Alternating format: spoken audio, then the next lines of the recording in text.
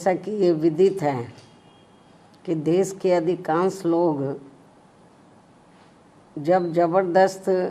महंगाई, गरीबी, बेरोज़गारी व कमाई घटने आदि की हर दिन की भूख प्यास तथा गरीबी व तंगी के त्रस्त जीवन की मार से अति पीड़ित और दुखी है,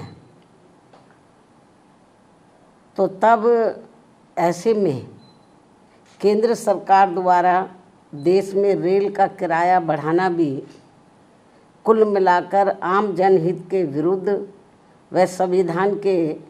कल्याणकारी उद्देश्य की बजाय व्यावसायिक सोच वाला फैसला ज़्यादा लगता है।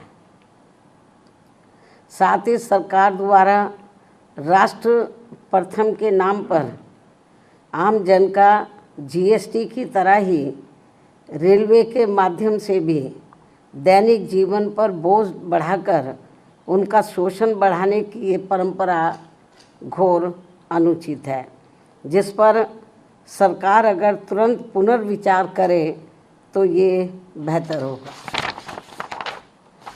वैसे भी इस समय देश में बढ़ती गरीबी, महंगाई व सम्मानजनक स्थायी रोजगार के घोर अभाव में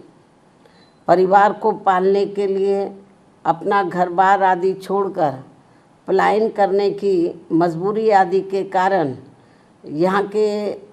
करोड़ों लोगों के लिए ये रेल का सफ़र कोई फैशन, आनंद व पर्यटन नहीं है,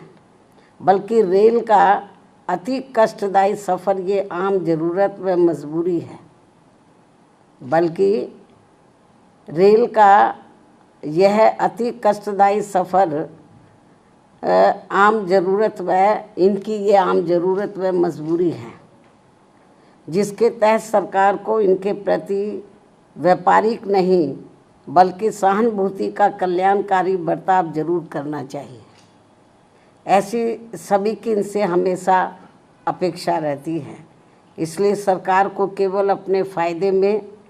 व उससे मुट्ठी भर अमीर व संपन्न लोगों की चिंता करते रहने की बजाय देश के उन करोड़ों लोगों की समुचित चिंता करनी चाहिए जो रोज़गार के अभाव में आत्मसम्मान का जीवन जीने को तरस रहे हैं तथा परिवार का कम से कम एक वक्त पेट भरकर किसी प्रकार गुजर बसर करने के लिए सरकार की योजनाओं का थोड़ा सा लाभ लेने को मजबूर हो रहे हैं। यही कारण है कि देश की आबादी में से लगभग 95 करोड़ लोग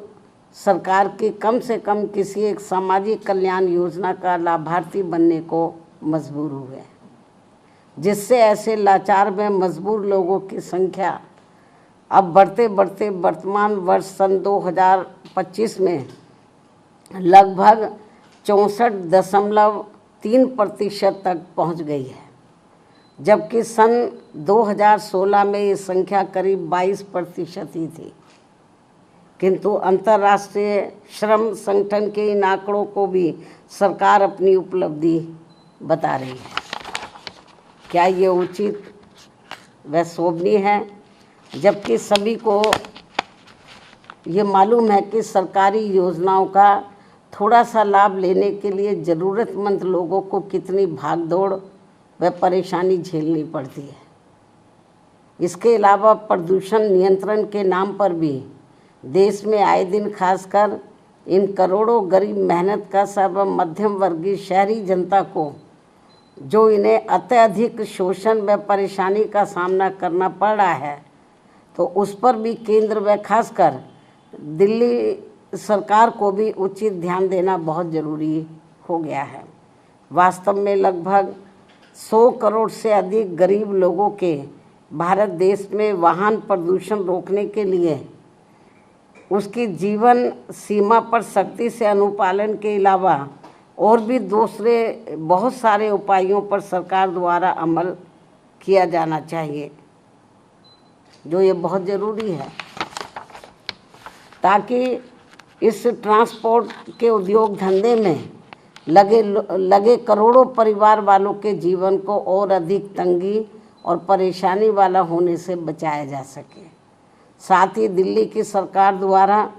गरीब व दूसरे प्रदेशों से भी, खासकर यूपी, बिहार व बंगाल आदि राज्यों से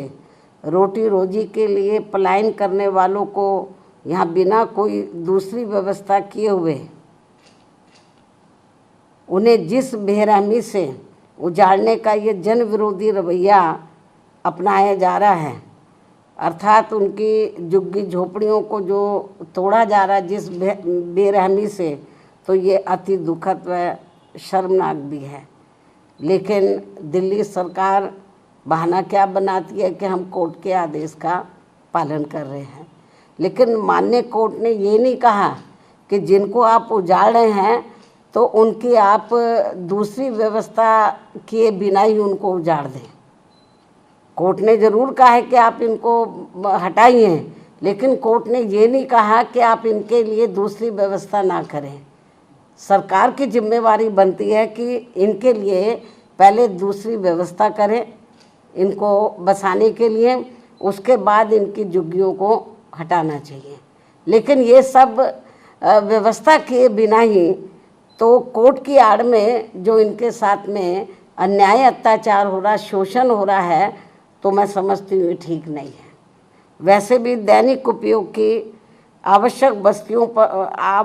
वस्तुओं पर भी जिस प्रकार से कीमतें बढ़ाई जा रही हैं,